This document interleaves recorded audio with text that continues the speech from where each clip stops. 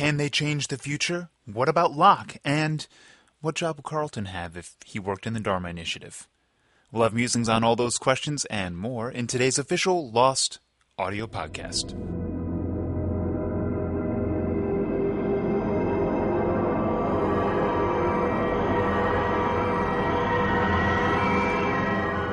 Hello, everyone. Welcome back to the podcast. Executive producers Damon Lindelof and Carlton Cuse are fresh off the plane from France, and they're joining us here today, a little jet-lagged, but nonetheless here, to rehash the episode The Variable. They'll also prehash our 101st episode, Follow the Leader.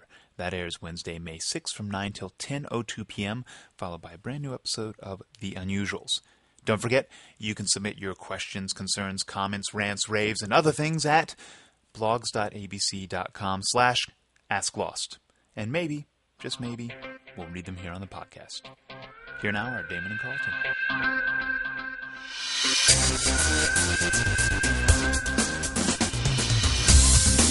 Bonjour, Damon. Bonjour, Carlton. How are you? Is that how you pronounce your name in French? Carlton? Well, I guess that's how it's pronounced. It's Damon and Carlton. Damon and Carlton. Damon and Carlton. Writers of Last Airbender. That was funny. Avatar. So we just got back from Paris, which was kind of Awesome.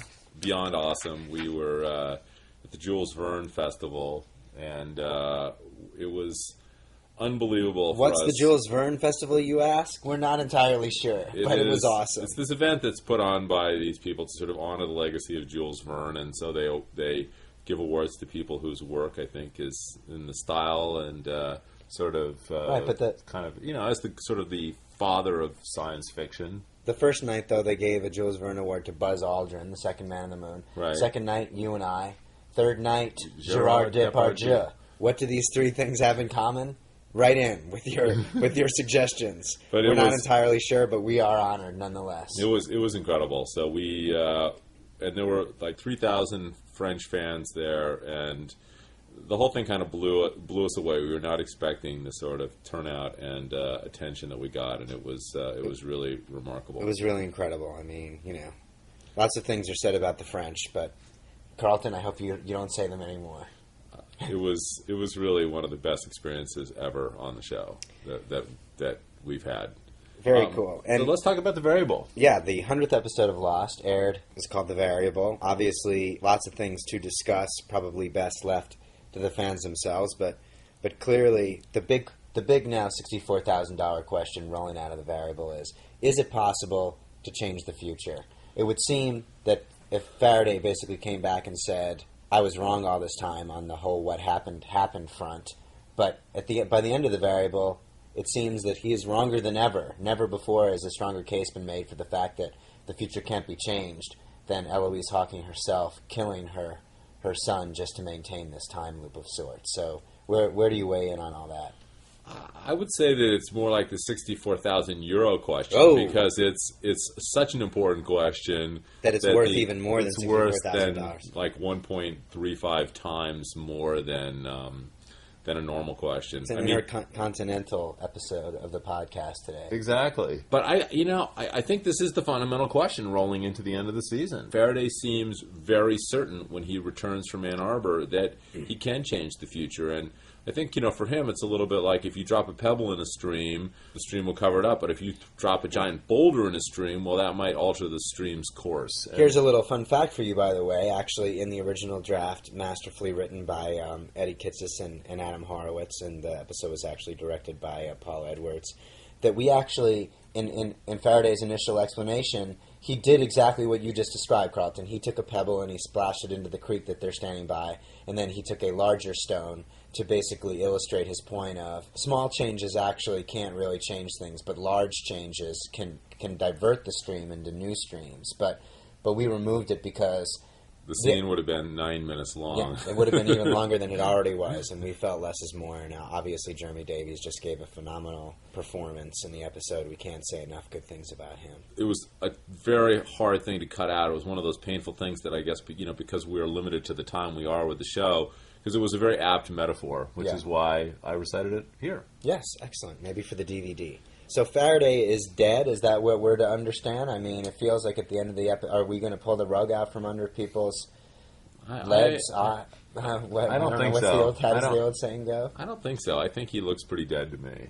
Wow. And, it's sad, but it feels like Faraday came and he gave a mission. But, it looks to me like some particular character of ours is very caught up in that mission. Who would that be?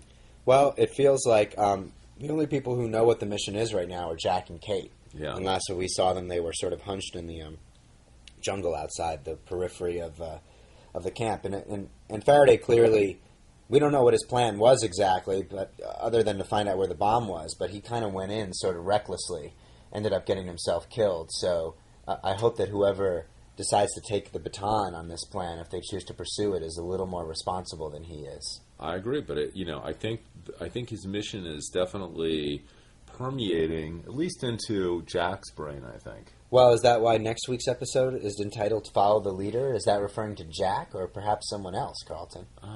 That's a very good question, Damon, and a perfect segue into prehashing that episode. I'd like to think it was an awesome segue. It kind of was. What's the French word for segue? Did you see people in Paris driving around on those segways? No. They're like when we went to Notre Dame, there were like a tour group driving around on those segways. There was this bicycle tour group of like American tourists, and this like kind of surfer girl was out there, and she goes like, "This is like the Louvre, and it's like so awesome. There's so much artwork in here that like if I were to get pregnant over here in this wing, it literally, and you looked at each piece of artwork for 1 minute, it would take 9 months. So then I would have my baby over here on this side." Wow. I was like, wow, I'm listening. Somebody paid money to get that. That was like their history of France right there. My wife and I only spent 7 hours in the Louvre, and I think it's safe to say that we did not get pregnant. Although something to shoot for next time, perhaps. How many of the pieces of artwork would you say you saw in 7 hours? A lot.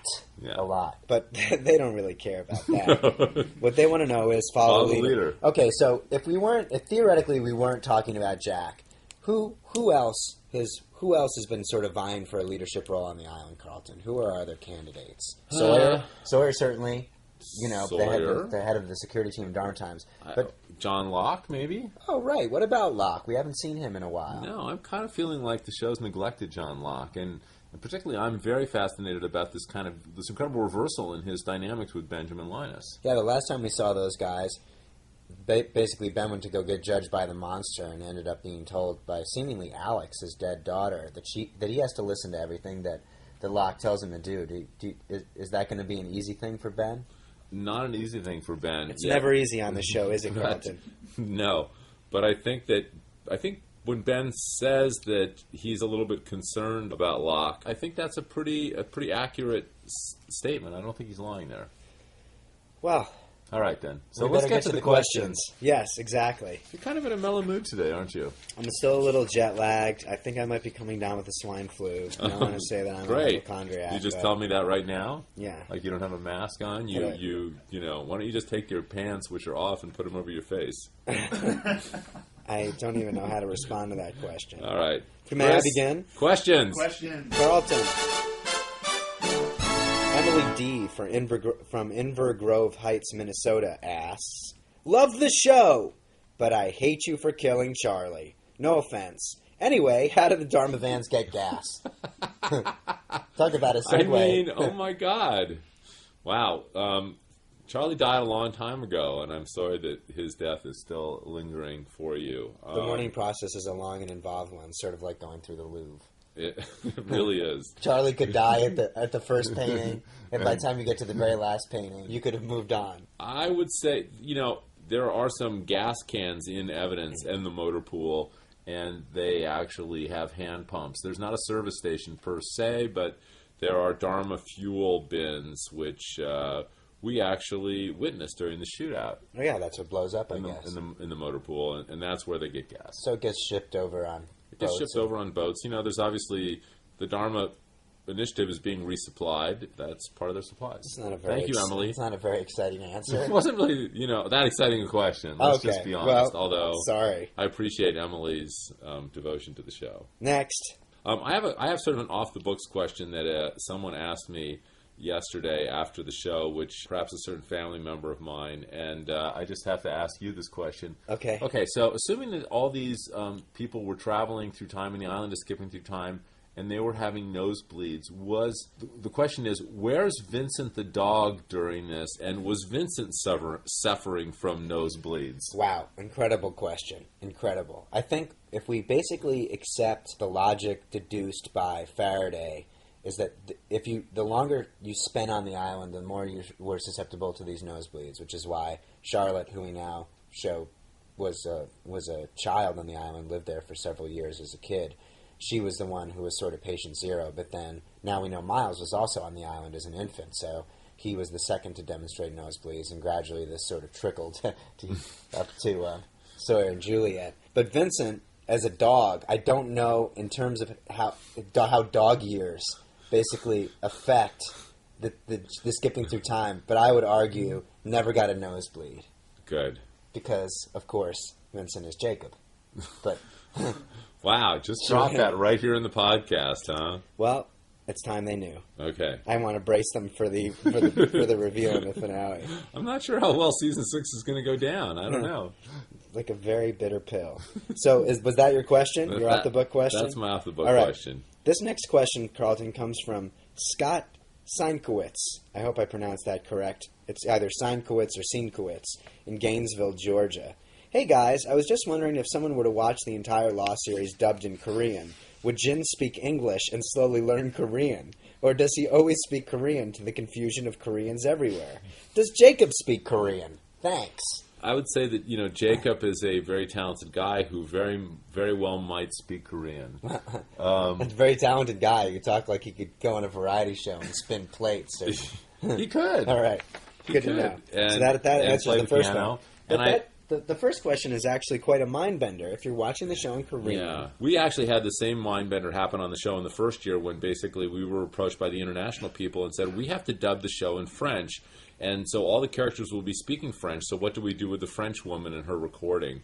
And right, because they're all standing around and they don't understand her. They're like, does anybody speak French? And Shannon's like, I took some in high school. But if it's just a French voice, then they would and they're all speaking it. French. And right. Shannon is saying, I speak French, but she says that speaking French, that would be very confusing. Right. So they ended up changing her into the German woman, apparently.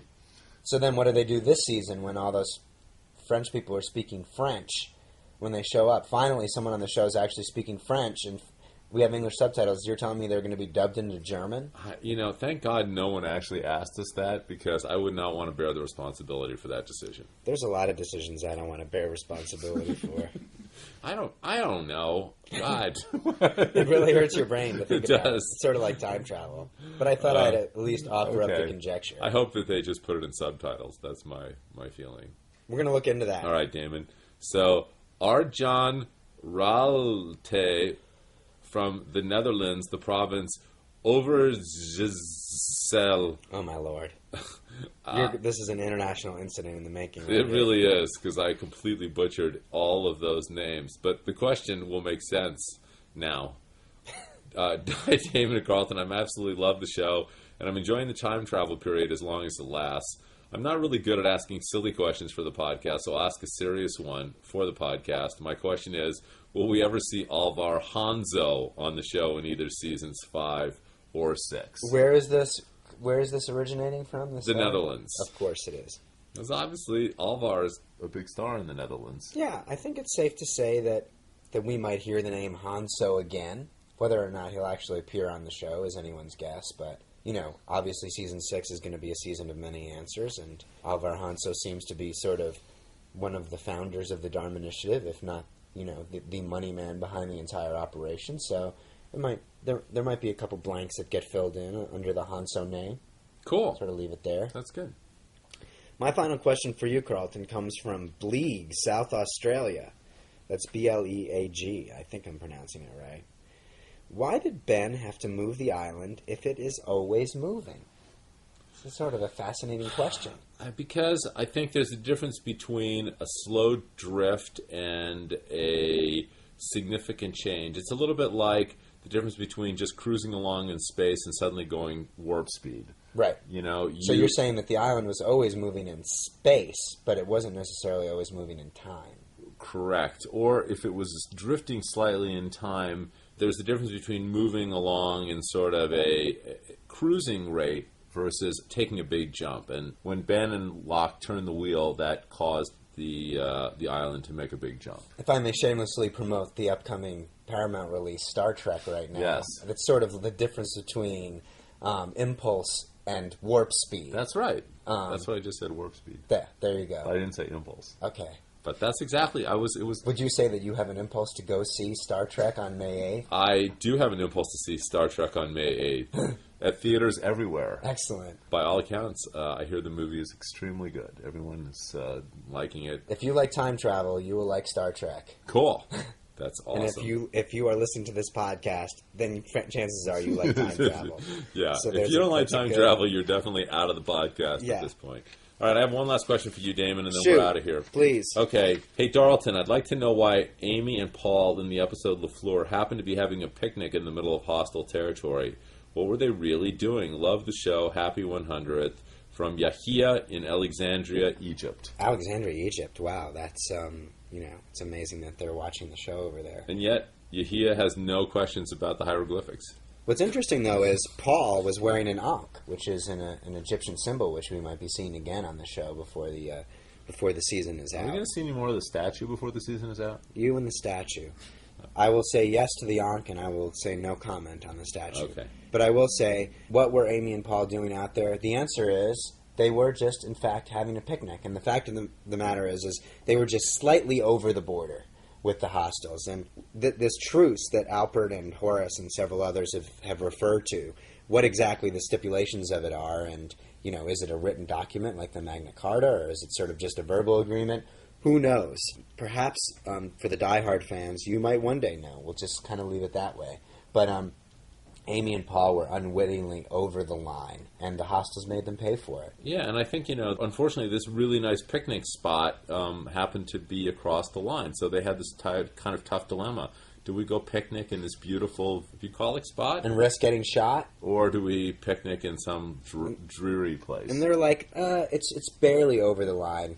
Yeah. And we're just having a picnic, so who cares? And lo and behold, the other thing we wanted to do on a story level is basically, certainly now that Hurley has discovered that they're building the hatch in hostile territory, we needed to show the audience these are the stakes if you are actually doing something in hostile territory, which is why the Dharma Initiative is going to such great lengths to do it on the down low. Although that equipment is probably pretty noisy. Right. Okay, can I ask you one more question? Because I just was flipping through these questions things. Yeah, because this podcast is going so well. I know. Why stop now? All right, here it is. Basically, I'm just going to summarize the question. Basically, what job would you pick if you were in the Dharma Initiative? I would like to be a Dharma philosopher. Wow. Just because I feel like I want to sit under a tree and just, think about stuff and have people kind of wander over and say, hey, I noticed it says philosopher on your jumpsuit. What are you thinking about today? I think I'd be a Dharma water sports instructor. Wow. Would that even fit on your jumpsuit? I feel like, you want to learn how to surf? I could do that. Sail, kite surf. Do you think they had, they could have invented the kite surfer. Sports fishing, pretty much anything to do that, there's a lot of really cool stuff you can do out there.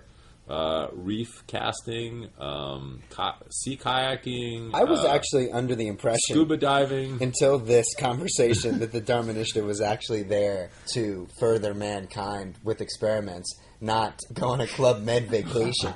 But was I mistaken in that assumption? First of all, you were. First of all, I just have two words for you: Jacques Cousteau. Oh, okay, he's out there. It's actually not two words. Two proper names, perhaps, but okay. Sorry, Jacques, one word, Cousteau, another word. Yeah, okay. He was also trying to better mankind, and how did he do that? By swimming underwater.